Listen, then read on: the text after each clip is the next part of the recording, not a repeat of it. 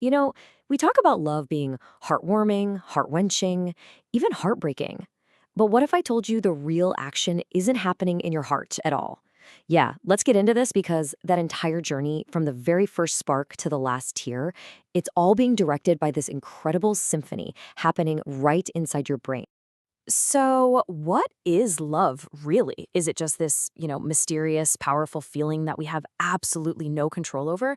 Or is it something we can actually understand, like a series of predictable events all based on our own brain chemistry? Well, the science is pretty clear on this one. It's definitely the latter. All right, let's start at the very beginning. That dizzying, all consuming first phase. I mean, we've all been there, right? That feeling of pure intoxication when you first meet someone.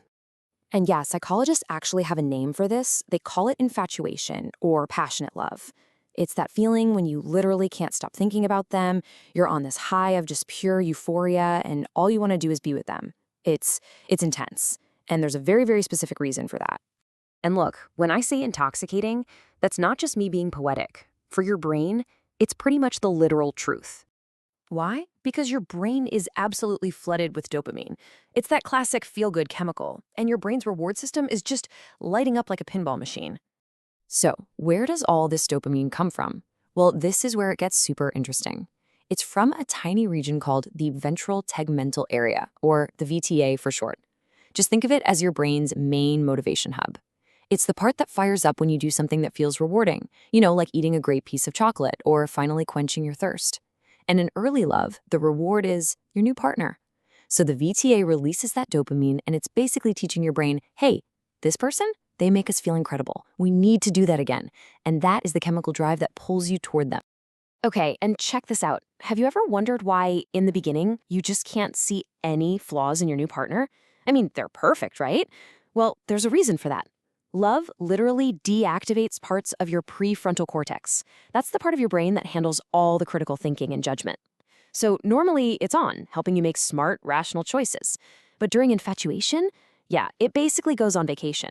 Your judgment is totally suspended, and suddenly you're seeing the world and them through those classic rose-colored glasses. But as we all know, that intense, dopamine-fueled roller coaster, it can't last forever, right?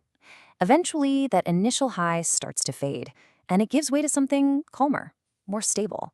And that's the comfort of attachment. So, what's really important to get here is that romantic love seems to have these two very different stages. First, you've got that initial fiery infatuation. That usually lasts a few months. And then that transitions into attachment, which is all about building a deep, comforting, long-lasting bond. And this new stage, it's driven by a whole different chemical cocktail. We're talking about oxytocin and vasopressin. Now, these are often called the pair bonding hormones. They're all about trust, support, and that feeling of deep connection. In fact, they're the same hormones that help create bonds with family and close friends. They even put a damper on stress hormones, which is exactly why just chilling with a long-term partner can feel so incredibly safe and relaxed. But, of course, not all relationships last forever.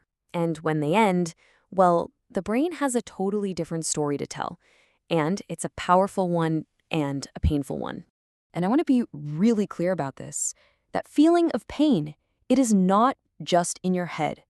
It is a genuine, real, physiological experience. Because here's the absolute kicker. Your brain actually processes the social pain of a breakup in some of the very same ways it processes a physical injury. The part of the brain responsible for this is called the insular cortex. Okay, so get this. It's the part that lights up on a brain scan when you say, sprain your ankle. And it's the same part that lights up when you go through the rejection of a breakup. This is the science behind why heartbreak can literally physically hurt. But okay, beyond just the pain, there's that other thing that can drive you crazy after a breakup, right? That intense, nagging craving for your ex. So, why on earth does that happen? Well, remember our old friend, the VTA, the brain's reward center from back in the infatuation stage? After a breakup, it is still firing away, desperately looking for that dopamine hit it got so used to getting from your partner.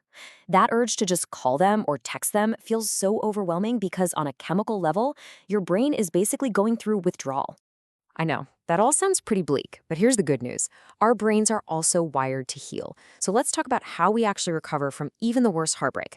What happens is, over time, those higher cortical regions, remember the ones that went on vacation during infatuation, they start to come back online. These are your centers for reasoning and impulse control, and they can finally start to regulate all that distress and craving. They're literally pumping the brakes on that emotional storm. And, fun fact, this is also why a first heartbreak can feel so much worse when you're a teenager. Those reasoning parts of the brain are just not fully developed yet. So is there anything you can do to speed this up? Well, yeah, science actually gives us a pretty good prescription. Things like exercise or even just listening to music you love can trigger a release of dopamine. It gives your brain a new, healthier source for that feel-good chemical. And spending time with friends, that releases oxytocin, the bonding hormone, which makes us feel safe and supported. The point is, these aren't just distractions. They are actively helping your brain to rewire itself and to heal. So there you have it. From that crazy high of dopamine to the warm, comforting calm of oxytocin, and even the very real pain of withdrawal.